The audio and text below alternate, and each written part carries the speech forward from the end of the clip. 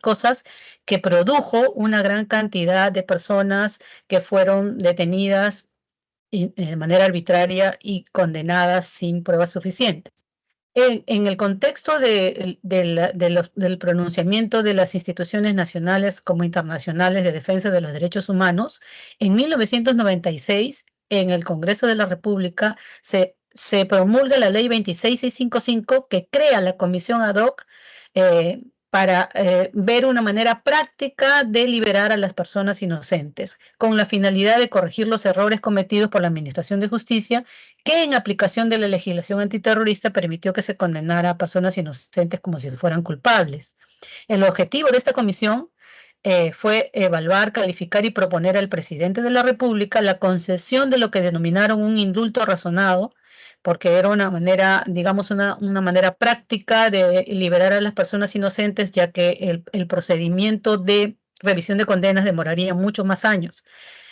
para aquellas personas que fueron condenadas o procesadas por delito de terrorismo sin pruebas suficientes. Es así que de 1990 al 2000, al término de la comisión ad hoc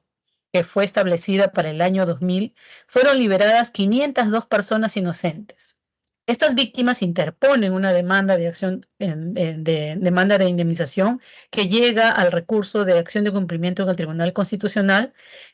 al cual emite en el año 2000 la sentencia número 1277, en el cual establece que efectivamente se cometió un error judicial y por lo tanto las personas que fueron liberadas al amparo de la ley 2655 tenían derecho a la indemnización. El planteamiento de mi problema es general es evaluar en qué medida el incumplimiento del pago de las indemnizaciones fijadas para los casos de indulto por errores judiciales de la ley 2655 vulnera el derecho humano de acceso a la justicia, debido proceso y la tutela jurisdiccional efectiva. En ese mismo sentido, también se van como objetivo se va a evaluar los obstáculos que tiene el Estado peruano para el cumplimiento efectivo de las sentencias judiciales por indemnización, comprendidos entre la demora excesiva, las deficiencias normativas y la insuficiencia presupuestal. Para abordar el fundamento teórico de mi investigación, vamos a ver primero el derecho a la indemnización. Ya habíamos hablado de que las personas indultadas mediante ley son aquellas que fueron detenidas arbitrariamente y sentenciadas por el delito de terrorismo, vulnerando su derecho a la presunción de inocencia, el debido proceso, y que fueron sentenciadas por jueces sin rostro. En ese contexto, para solucionar ese problema, en 1996 se crea la Comisión Ad hoc mediante la Ley 2655, encargada de proponer al presidente de la República el indulto razonado para las personas que fueron acusadas con base a elementos insuficientes o que no tuvieron ninguna vinculación con organizaciones terroristas. Esto está entre comillas porque eso está en todas las resoluciones de indulto que fueron emitidas para las personas que fueron liberadas. Fueron puestas en libertad 502 personas y estas interponen la demanda, como ya lo habíamos dicho. Asimismo, debemos ver qué fundamentos jurídicos sustentan el derecho a la indemnización por error judicial. En el Perú tenemos el artículo 139, inciso 7 de la Constitución Política del Perú. El artículo también está consignado en el artículo 1, inciso 5 del título preliminar del Código Procesal Penal, en el artículo 1969 del Código Civil y en la Ley 24973 promulgada en 1988, que regula las indemnizaciones por detenciones arbitrarias, y por supuesto lo que genera jurisprudencia fue la sentencia del Tribunal Constitucional 1277-99 que fue dada en el año 2000. En lo internacional, los sustentos tenemos en el artículo 9.5 y 14.6 del Pacto Internacional de Derechos Civiles y Políticos, que establece claramente que cuando una persona fue detenida y sentenciada por error judicial y luego indultada, tiene derecho a la indemnización. Asimismo, el artículo 10 de la Convención Americana de Derechos Humanos, y a nivel de los principios y directrices básicos de las Naciones Unidas, el derecho a las víctimas de violaciones para interponer recursos y obtener reparaciones. Ahí vamos a tener que evaluar, en esta investigación también hemos visto conveniente evaluar teóricamente qué significa la indemnización y el error judicial y la reparación.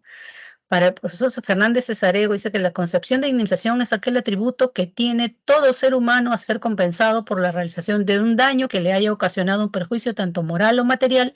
que busca la reparación, la restitución o el resarcimiento económico a la víctima. El error judicial para Ávila se manifiesta como un fallo incorrecto derivado de la actividad jurisdiccional expresada en una sentencia o una resolución. Y para Peñalosa, el error judicial podría ser considerada, dice, como un abuso de derechos humanos constituido en una infracción ocasionada por órgano judicial, sea jueces o los que trabajan en la Administración de Justicia, existiendo una vulneración de los derechos fundamentales directamente a la libertad de una persona. La Corte Interamericana de Derechos Humanos reconoce dos categorías para el tema de la reparación: el daño material, comprendido en el lucro cesante, daño emergente y daños patrimoniales; el daño inmaterial, daño moral, el daño al proyecto de vida como daños extrapatrimoniales a la persona. Y sobre la reparación integral, los principios y directrices de la ONU sostienen que el derecho de las víctimas a interponer recursos y obtener reparaciones son la restitución, la indemnización, la rehabilitación, la satisfacción y las garantías de no repetición. Para este caso específicamente se determina la forma de reparación es la indemnización o resarcimiento económico, principalmente por el daño que se ha causado, el daño moral, el daño a la persona y al proyecto de vida. Ahora bien, debemos ver que la responsabilidad del Estado por los errores judiciales se encuentra establecida en el artículo 139.7 de la Constitución en función de la actividad jurisdiccional, que determina la indemnización en la forma que determina la ley por los errores judiciales en los procesos penales y por las detenciones arbitrarias. Para Hernández, la obligación del Estado en relación con los errores judiciales se orienta en el sentido de hacer responsable al Estado por toda actuación u omisión objetivamente antijurídica, entendiendo que se produce cada vez que un administrado sufre un perjuicio que no está jurídicamente obligado a soportar. Así, el fundamento 18 de la sentencia del Tribunal Constitucional establece también que un Estado de Derecho como el peruano no solo es tal porque sus instituciones funcionan acordes con las atribuciones y competencias asignadas por la Constitución, sino sobre todo porque las mismas se encuentran orientadas al servicio de la persona humana. En tanto, para Fernández, el Estado tiene una responsabilidad directa o indirecta en casos de violación de derechos fundamentales, ya sea a través de actos delictivos cometidos por individuos particulares o por errores administrativos de funcionarios encargados de impartir justicia. Punto fundamental que vemos aquí, tanto en el objetivo como en la problemática de nuestra investigación, es la demora excesiva de los procedimientos judiciales por indemnización. Así vemos, por ejemplo, que el problema del tiempo en los procesos judiciales es un tema realmente que involucra una serie de vulneraciones, tal como lo vamos a ver, de derechos fundamentales. Así, por ejemplo, Apollín sostiene que los procesos judiciales involucran una serie de acciones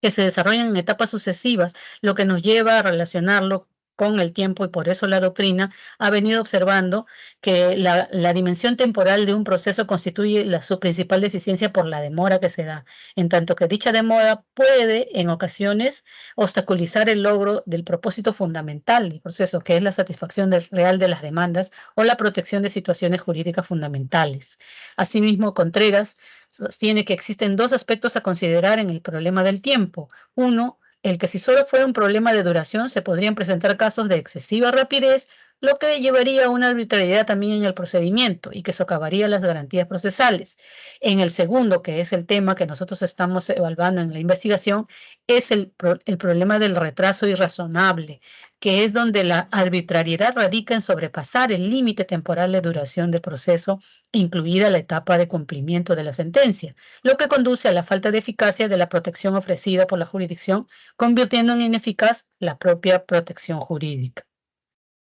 Para definir o comprobar este tipo de problemas por la demora en los procesos judiciales de indemnización, hemos tomado 4 expedientes como ejemplo. Por ejemplo, en el primer expediente la demanda fue iniciada en el 2002, el proceso duró 12 años hasta la casación y la ejecución de sentencia se inició en el 2015 y hasta la fecha está pendiente de pago el 50% y son 11 años de demora en la ejecución de sentencia, y el tiempo total de todo es 21 años. En el expediente 2, por ejemplo, la demanda también fue iniciada en el 2002 y la ejecución de sentencia fue iniciada en el 2018 y hasta la fecha no está pendiente todavía. El proceso duró 16 años, la ejecución está en 6 años y el total también del proceso es 21 años.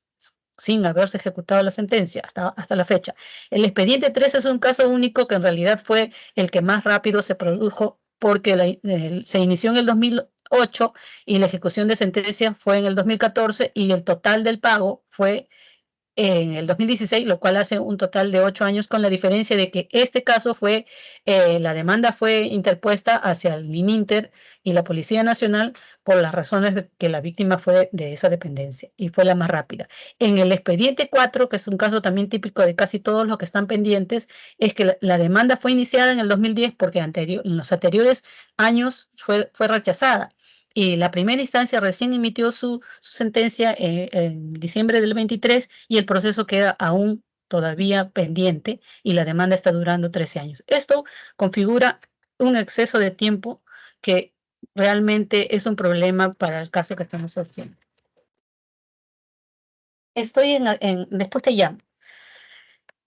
Ahora bien, vamos a ver que el tema del plazo razonable es la garantía del debido proceso. Por eso que es importante ver por qué y cómo se vulnera por el tema del tiempo. Así vemos, por ejemplo, que el debido proceso, al ser un derecho fundamental que asegura el derecho a la tutela jurisdiccional efectiva, permite que las personas puedan acudir a los tribunales en busca de protección en casos de violación de sus derechos. Tito, por ejemplo, nos plantea que la función principal del debido proceso es salvaguardar los derechos establecidos en la Constitución, brindando a cada individuo la posibilidad de recurrir a la justicia para obtener una protección efectiva de sus derechos mediante un proceso legal que garantice una audiencia justa dentro de un plazo definido y razonable. Así vemos que el plazo razonable entonces cumple una función fundamental para la ejecución efectiva del derecho, o sea, el derecho material. El plazo razonable, dice Espinosa, es un derecho inherente al derecho a la tutela judicial efectiva y está presente en todas las etapas del proceso judicial. Incluso puede ser reclamado por la parte interesada durante la fase de ejecución. Chugá, Proaño y Méndez sostienen que la noción del plazo razonable, según se puede ver de diversas perspectivas, la Corte Interamericana lo define como el periodo en el cual se completa un proceso judicial, pero también debemos considerar la importancia de que la resolución final del proceso se alcance en un tiempo adecuado. Asimismo, a nivel de la jurisprudencia y la doctrina, se ha desarrollado criterios para establecer el plazo razonable en la medida que es un criterio ambiguo, no saber decir cuántos años se debe demorar o no, o cuánto sería razonable. Así, por ejemplo, se plantea que se debe considerar para establecer la razonabilidad del plazo, la complejidad del asunto, la actividad procesal del interesado, la conducta de las autoridades judiciales o fiscales y la afectación, que esta es la más importante, generada en la situación jurídica del interesado. Así, Salmón y Blanco, por ejemplo, dice que según lo reiterado por la por la Corte Interamericana de Derechos Humanos, el derecho al plazo razonable está estrechamente relacionado con el acceso a la justicia, ya que parte de su contenido implica que la resolución de la disputa ocurra en un periodo adecuado. Además, una demora prolongada en el proceso constituye en sí misma una violación de las garantías judiciales. Contreras también sostiene que este derecho se basa en la interpretación judicial del artículo 6 del Convenio Europeo para la Protección de Derechos Humanos y de las Libertades Fundamentales, que examina cada caso individual y establece criterios para evaluar la razonabilidad del plazo. Ahora vamos a ver el derecho a la tutela judicial efectiva y sus alcances, porque es fundamental para lo que estamos planteando en la investigación. Esto está basado en la tutela judicial efectiva, la tenemos consagrada en el artículo 139.3 de la Constitución, que establece la observancia del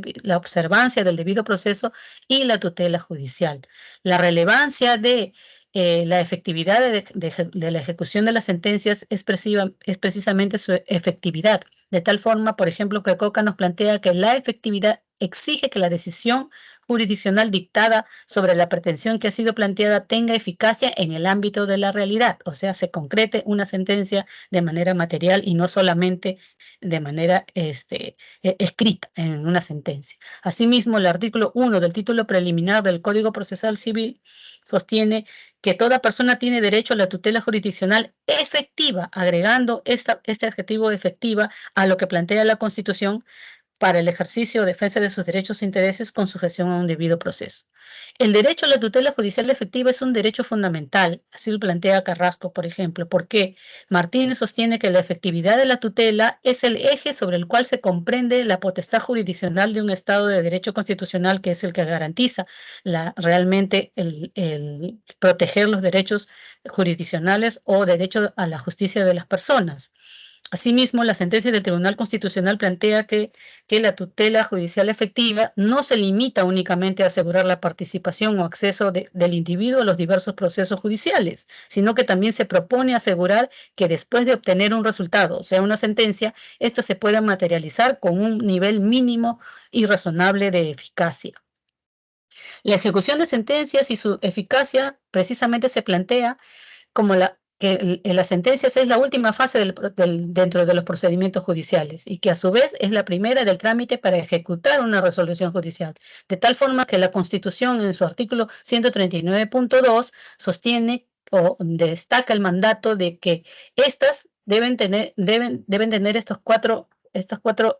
prohibiciones específicas. La prohibición de revocar decisiones que han obtenido la autoridad de cosa juzgada, la prohibición de interrumpir procedimientos en curso, la prohibición de modificar sentencias y la prohibición de retrasar su implementación, es decir, su cumplimiento. Este mandato implica la obligación inmediata de cumplir con una sentencia de cosa juzgada. Pareja nos dice que el fundamento de la potestad de la cosa juzgada como institución procesal es la de garantizar la seguridad jurídica. La sentencia que tenga el carácter de cosa juzgada debe estar en concordancia con la tutela judicial efectiva y la observancia de las garantías mínimas del debido proceso. Así, por ejemplo, un tema fundamental en la cual la Corte Interamericana, en el caso Muelle Flores versus Perú, sostiene que el plazo de ejecución de sentencias debe ser más corto, debido a que ya existe una decisión firme sobre un asunto específico, y subraya que es inadmisible que un proceso de ejecución de sentencia distorsione temporalmente lo establecido en una sentencia definitiva o lo desvirtúe, tornándolo innecesario y prolongando de manera excesiva o indefinida la situación resuelta en un litigio, porque no tiene caso que, habiendo ya obtenido una sentencia, esta se demore mucho más y en el proceso se vea afectada por segunda, digamos, vulneración, la persona que es beneficiario de esta sentencia. Así, la no ejecución de las sentencias y su incumplimiento material constituye una violación del derecho a la efectividad de las resoluciones judiciales, la que se concreta en la vulneración del derecho a la tutela judicial efectiva.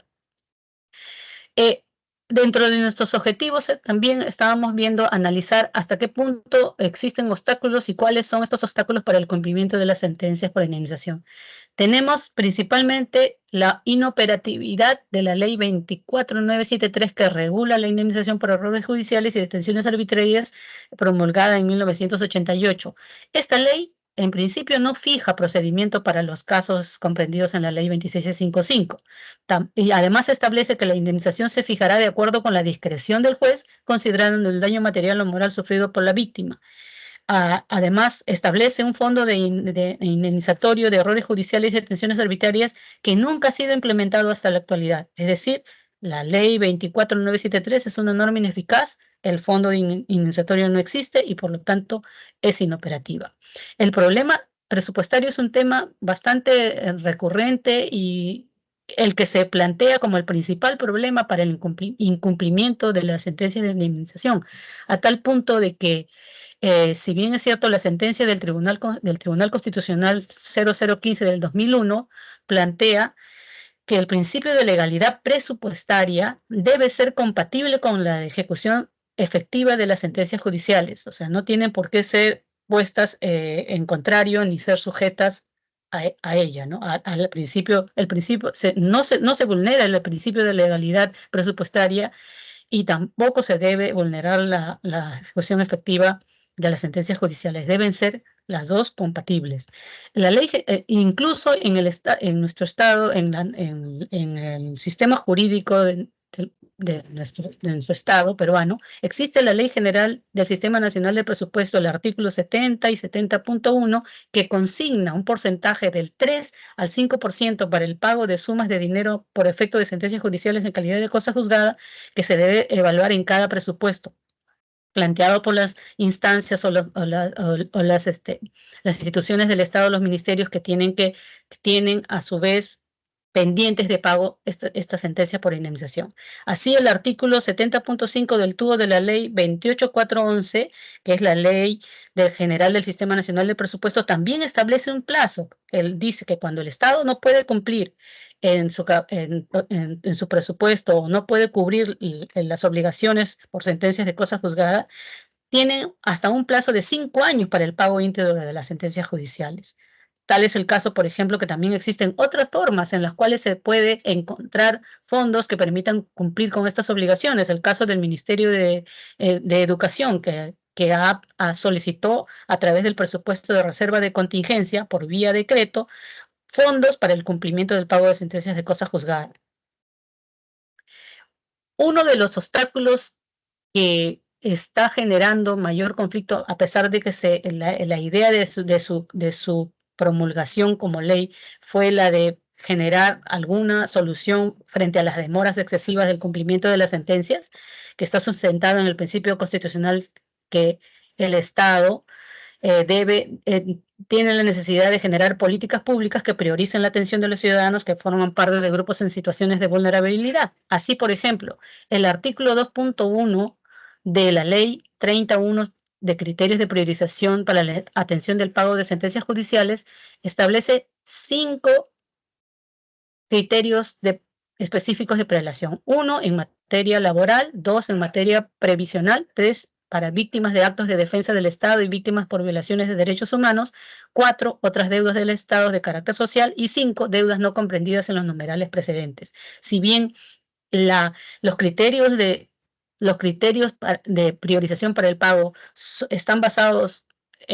constitucionalmente en los derechos sociales o de necesidad de los sectores en materia laboral, en materia provisional, en materia de derechos humanos y las otras deudas de carácter social por razones socioeconómicas, no se cuestiona esa situación, salvo que en el tercer criterio, en cuanto a las reparaciones a las víctimas de violaciones de derechos humanos, solo contemplan las que son delitos de lesa humanidad contemplados en el Código Penal y las comprendidas en las sentencias de instancias supranacionales, o sea, de la Corte Interamericana. A su vez, las obligaciones de pago por sentencias de indemnización por errores judiciales en los casos de prisión arbitraria comprendidos en la ley 26.55 han sido ubicadas en el quinto criterio, que corresponde a otras deudas del Estado que no están definidas a quienes comprenden ni en la ley ni en su reglamento y que desconoce la condición de vulneración de derechos humanos por prisión arbitraria de los comprendidos en la ley 26.55, es decir, están excluidos de eso, pasando a ser los últimos en la lista y a su vez demorando mucho más los procesos de ejecución de las sentencias. De tal manera que también se le excluye a este grupo de los subcriterios de priorización por edad y enfermedad, es decir, existe en los subcriterios para los criterios 1, 2, 3 y 4 las condiciones en las cuales se prioriza por condiciones de mayor edad a partir de 65 o por enfermedad terminal, pero para los comprendidos en el 5 no están incluidos, de tal forma que tampoco se consideran el criterio cronológico y esto constituye una forma de discriminación que lesiona el derecho fundamental a la tutela jurisdiccional efectiva y por tanto el derecho a la justicia. Las conclusiones a las que hemos llegado es que el derecho a ser indemnizado por errores judiciales en Perú está respaldado por el ordenamiento jurídico nacional, los tratados internacionales y decisiones judiciales que establecen la obligación del Estado de reparar a quienes han sufrido los daños. La ejecución efectiva de las indemnizaciones enfrenta desafíos debido a la inoperatividad de la ley 24973, la falta que constituye una falta de un procedimiento específico para los casos de error judicial por obtenciones arbitrarias. O sea, ahí hay un problema de vacío y de inoperatividad, de ineficacia. La demora excesiva de los procesos judiciales y la ejecución de sentencias es un problema significativo para el cumplimiento de las indemnizaciones en los casos de la ley 2655 y constituye la violación de garantías judiciales y el derecho a la tutela judicial efectiva en un plazo razonable. La insuficiencia presupuestal, los problemas en la legislación y los criterios discriminatorios de la Ley 30137 contribuyen a la ineficacia del cumplimiento de las indemnizaciones, lo que vulnera el derecho a la tutela judicial efectiva y el derecho a la justicia. En las recomendaciones hemos planteado que debido a la inoperatividad de la ley se debe plantear una propuesta de una ley para regular el procedimiento de ejecución de sentencias de indemnizaciones por errores judiciales y detenciones arbitrarias que reemplace a la ley existente que es ineficaz. Asimismo, se plantea la modificatoria del artículo 2.1 de la ley 30137, que es la ley de priorización de pago de sentencias judiciales y su reglamento, para que incluya en el criterio de víctimas de violaciones de derechos humanos a los casos comprendidos por indemnización de detenciones arbitrarias y se les comprenden los subcriterios de prelación por edad y enfermedad.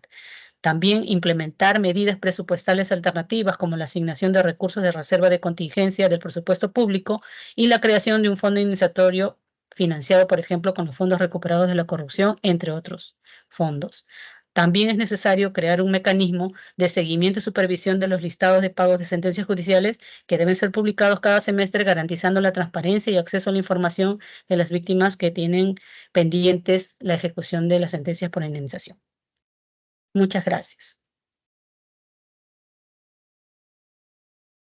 Ok, espérense. Ha Aquí durado. Ahí se me fue el celular. 23 minutos, perfecto. acá no debo poner, acá debe ser, no, proponer, ¿no? ¿Sabes qué? Está mucho mejor, ¿sí?